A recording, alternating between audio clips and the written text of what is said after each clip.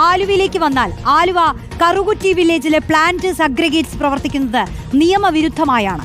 പലതവണ പരാതി നൽകിയിട്ടും നടപടിയില്ലെന്ന് പ്രദേശവാസികൾ പറയുന്നു.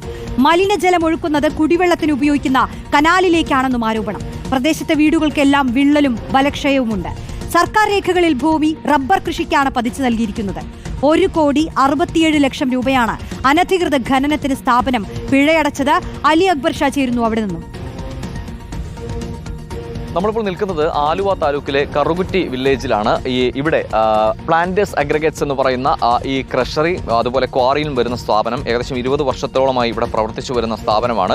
ഈ പ്രദേശത്തെ സമീപ ദേശങ്ങളിലുള്ള വീടുകളിലേക്കെല്ലാം വലിയ രീതിയിലുള്ള ഗുരുതര പ്രത്യാഘാതങ്ങളാണ് ഈ ക്വാറിയുടെ പ്രവർത്തനം കൊണ്ടുണ്ടാകുന്നത് എന്നതാണ് നാട്ടുകാരുടെ പ്രധാനപ്പെട്ട പരാതി. പ്രദേശവാസികൾ നിരന്തരം ഈ സംഭവവുമായി ബന്ധപ്പെട്ട് പരാതി നൽകിയിട്ടും ഒരു നടപടിയും ഉണ്ടാകുന്നില്ല എന്നതുമാണ് പ്രധാന ആരോപണം. ഞങ്ങളൊരു 2021 ഞങ്ങൾ ഇതിൻ്റെ ഒരു പരാതിയുമായിട്ട് ഞങ്ങൾ സ്റ്റാർട്ട് ചെയ്തത്. അന്ന് ഞങ്ങൾ പരാതി ആരംഭിച്ചതെന്താണെന്ന് വെച്ച് കഴിഞ്ഞാൽ ഇതിലെ ഓടിക്കുന്ന ടോറസ് വണ്ടികൾ അധിക ഭാരം കയറ്റിക്കൊണ്ട് ഏതാണ്ട് 750 അടി വരെ കയറ്റി പോകുന്ന ടോറസ് വാഹനങ്ങൾ ഓടിത്തുടങ്ങി.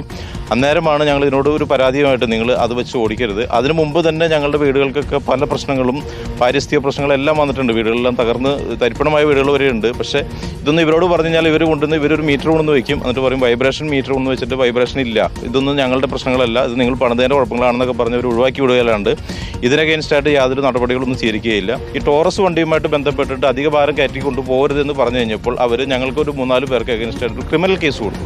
അതിനുശേഷം ഇതിനെക്കുറിച്ച് ഞങ്ങൾ ആലോചിക്കാൻ തുടങ്ങി, ഇതെന്താണ് പ്രശ്നം എന്ന്. പതുക്കെ ഞങ്ങളൊരു വിവരാവശ്യങ്ങളൊക്കെ കൊടുത്ത് ഇതിൻ്റെ അന്വേഷണ ഇതിലേക്ക് കടന്നു.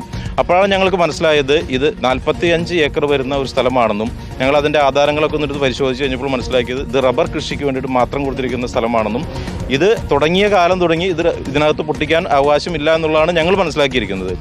10-20 വർഷമായി സ്ഥാപനത്തിന് ഇങ്ങനെ പ്രവർത്തിക്കാൻ കഴിയണമെങ്കിൽ വില്ലേജിൽ ഉൾപ്പെടെ ഇതുമായി ബന്ധപ്പെട്ട് തിരിമറി നടന്നിട്ടുണ്ടാവണം. ഞങ്ങൾ റെക്കോർഡ് പരിശോധിച്ച് കഴിഞ്ഞപ്പോൾ ഈ 2007 മുമ്പ് ഈ രജിസ്റ്റർ പ്രകാരം ഇതിനകത്ത് കിടക്കുന്നത് പ്ലാന്റേഷനായിട്ട് രജിസ്റ്റർ ചെയ്തിരിക്കുന്ന ഭൂമിയാണിത്. പക്ഷേ എപ്പോഴാണ് ഇത് പുരയിടമായിട്ട് മാറിയിരിക്കുന്നത് അല്ലെങ്കിൽ ഇതിനകത്ത് പുരയിടം എന്ന് റെക്കോർഡിൽ എഴുതി വെച്ചിരിക്കുന്നതെന്ന് ഞങ്ങൾ അതിൻ്റെ വിവരാവശ്യം വെച്ച് ചെക്ക് ചെയ്തപ്പോൾ അതിന് റെക്കോർഡില്ല വില്ലേജിൽ. എന്നാണ് വെച്ചിരിക്കുന്നതെന്നോ ഏത് വില്ലേജ് ഓഫീസറാണോ ചെയ്തിരിക്കുന്നതെന്നോ യാതൊരുവിധ റെക്കോർഡുകളും ഇല്ല. അതായത് ഈ പ്രദേശത്ത് നിരവധി വീടുകൾ വരുന്നുണ്ട്. നിങ്ങൾ പറഞ്ഞനുസരിച്ച് സമീപത്തൊരു ആദിവാസി ഉന്നതി വരുന്നുണ്ട്. ഇവിടെ എല്ലാം വലിയ ദുരിതമുണ്ട്. പിന്നെ വളരെയധികം ബുദ്ധിമുട്ട് അനുഭവിക്കുന്നുണ്ട്. അപ്പുറത്തെ സൈഡിൽ ഒരു ഹർജിങ് കോളനിയാണ്. ആ ഹർജിങ് കോളനിയിലേക്ക് ഇവിടുന്ന് മണ്ണ് ഒലിച്ചു പോയി അവരുടെ വീടുകളിലേക്ക് കയറി വീടുകളിലൊക്കെ വളരെയധികം ബുദ്ധിമുട്ടുണ്ടായ സന്ദർഭങ്ങളുണ്ടായിട്ടുണ്ട്. അതുപോലെ തന്നെ ഇവിടെ പൊട്ടിക്കുന്ന കല്ലുകൾ തെറിച്ച് പറമ്പുകൾ വീഴുകയും വീടുകളിലേക്ക് വീഴുകയും അങ്ങനെ അപകടകരമായ ഒത്തിരി അവസ്ഥകൾ നമ്മൾ നേരിട്ട് വരുന്നുണ്ട്. ഇത് ചെറിയൊരു ലൈസൻസ് എടുക്കുകയും പിന്നെ അതിന്റെ മറവിൽ നിന്നുകൊണ്ട് ഇനിയും ഒരു അപകടം ഉണ്ടാകണോ എന്നുള്ളതാണ് അവരടക്കം ചോദിക്കുന്നത്.